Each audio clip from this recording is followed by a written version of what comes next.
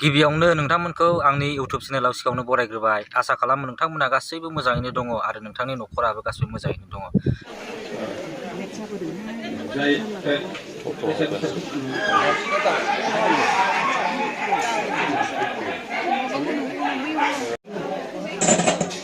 दा कृष्ण कुमार बसुमतारी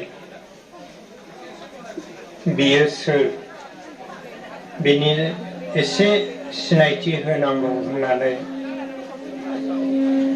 दाखालि जोंहा कृष्णनि बिफा मानाव गोनां फंबाय महिम चन्द्र बसुमतारी आंखौ खावलायदोंमोन आरो बे हिसाबैनो आङो एसे तथ्य पाति एसे लाबाय आरो बे एसेल' तथ्य पातिखौ जिउ जारिमिनखौ एसेब्लाबो फोरमायनो थाखाय खावलायदों।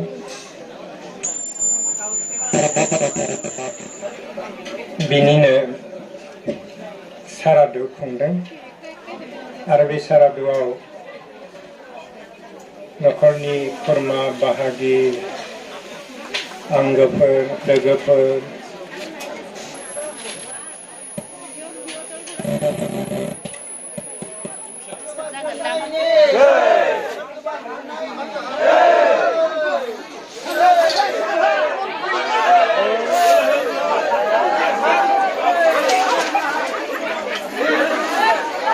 गोजान हो